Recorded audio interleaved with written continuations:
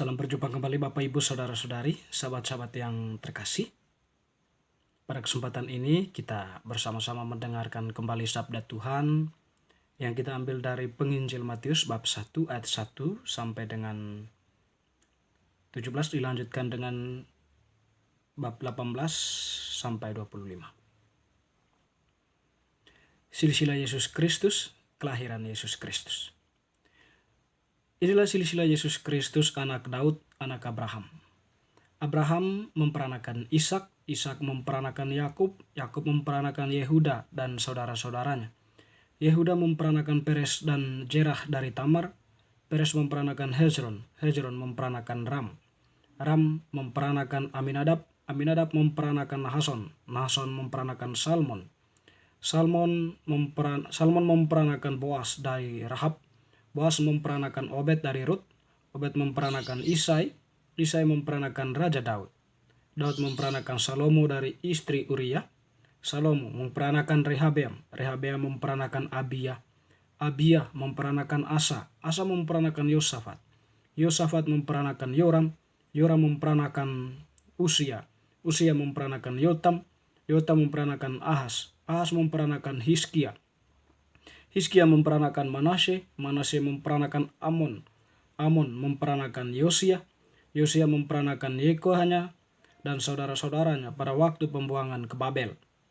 Sesudah pembuangan ke Babel, Yekohanya memperanakan Sealtiel, Sealtiel memperanakan Serubabel, Serubabel memperanakan Abihud, Abihud memperanakan Eliakim, Eliakim memperanakan Ashor, Ashor memperanakan Sarok, Sarok memperanakan Akim, Akim memperanakan Eliud, Eliud memperanakan Eleazar, Eleazar memperanakan Matan, Matan memperanakan Yakub, Yakub memperanakan Yusuf suami Maria yang melahirkan Yesus yang disebut Kristus.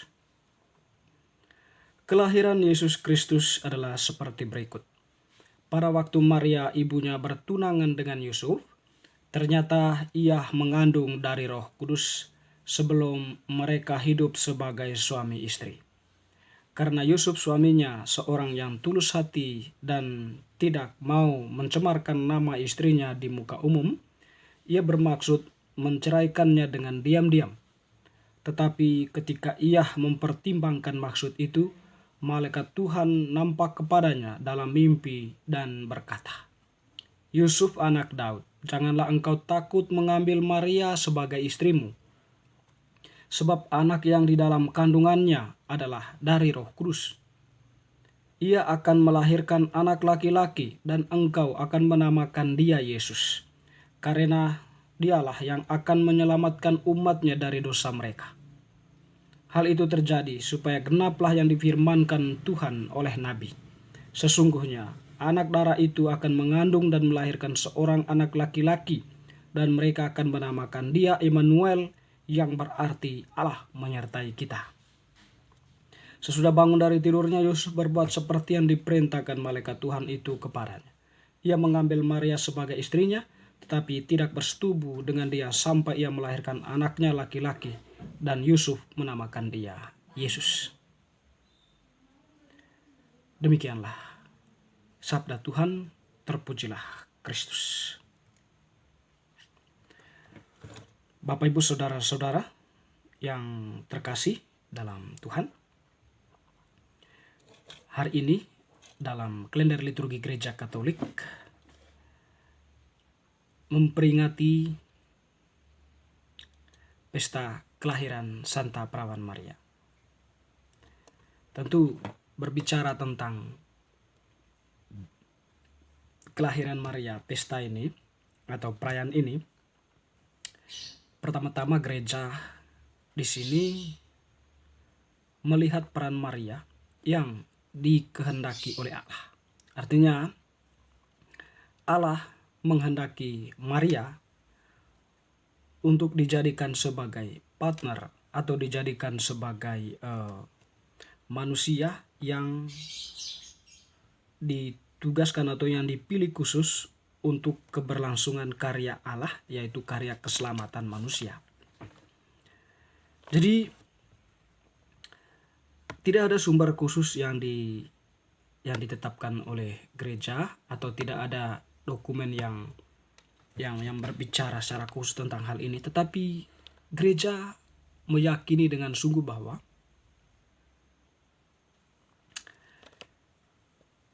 ketika manusia jatuh ke dalam dosa karena ketidaksetiaan, tentu dalam hal itu Allah menyediakan suatu jalan alternatif yang kemudian berusaha untuk mengubah cara pandang atau mengembalikan ketidaksetiaan perempuan pertama itu, atau perempuan yang disebut dengan Hawa itu, dengan kehadiran seorang gadis yang adalah gadis yang setia. Dan gadis itu ditentukan oleh Allah sejak purbakala. Nah, dalam konteks itu juga Allah menjanjikan seorang penyelamat yang akan membebaskan manusia yang karena sudah jatuh ke dalam dosa. Dan kita memahami bahwa putranya itu adalah Mesias, yang adalah Yesus Kristus. Yesus Kristus mau bekerja sama dengan manusia ya, dalam karya keselamatan Allah atau dalam karya keselamatan manusia. Oleh karena itu Allah memilih Maria untuk mengandung dan melahirkan Yesus ke dalam dunia ini. Di sini gereja meyakini bahwa ketika Maria dipilih sebagai ibu dari Tuhan,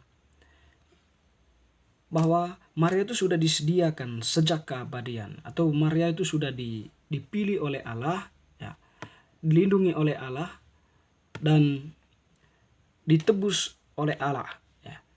Sehingga Maria itu sungguh-sungguh memang dipersiapkan untuk mengandung dan melahirkan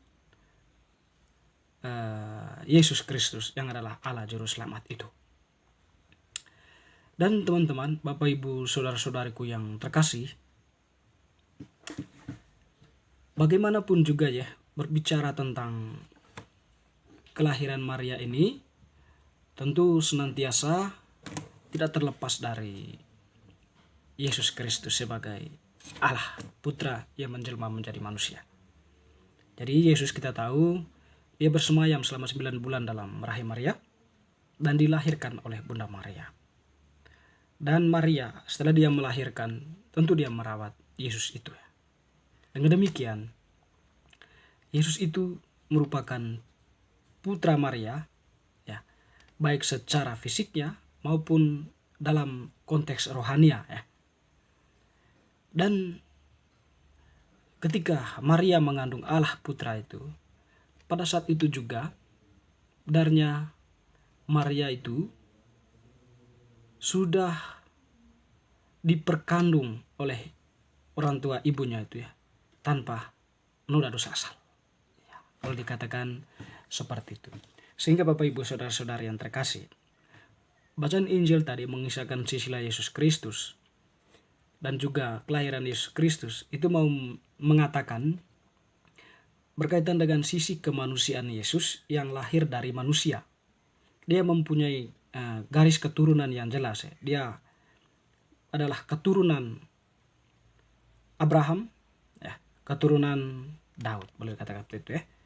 Anak Daud, anak Abraham. Yesus, sinilah silsilah Yesus Kristus, anak Daud, anak Abraham. Ya. Ya, meskipun Maria itu belum tentu, kita tidak mempunyai sumber yang pasti ya. Meskipun Maria itu bukan dari keturunan Daud itu ya, tetapi Yusuf yang adalah suami Maria itu dari keturunan Daud. Ya, sehingga bisa dikatakan bahwa Yesus itu adalah berada dalam garis keturunan Daud. Dan ketika berbicara tentang kelahiran Yesus, disinilah Maria tampil ya, tampil melahirkan Yesus Kristus. Dan dalam konteks inilah Maria itu diimani oleh gereja, dia dibebaskan dari dosa asal, dan sekaligus bahwa ya Maria itu ya menjadi tokoh teladan gereja. Ketika Yesus disalib, dia mempercayakan Bunda Maria kepada Yohanes sebagai perwakilan gereja untuk menjadi teladan atau tokoh dalam iman ya. Dengan demikian di hadapan Allah Maria itu sudah diperkenankan atau Maria itu sudah menjalankan tugasnya dengan baik. Allah mempersiapkan dia dan juga sudah menjalankan tugasnya dengan baik,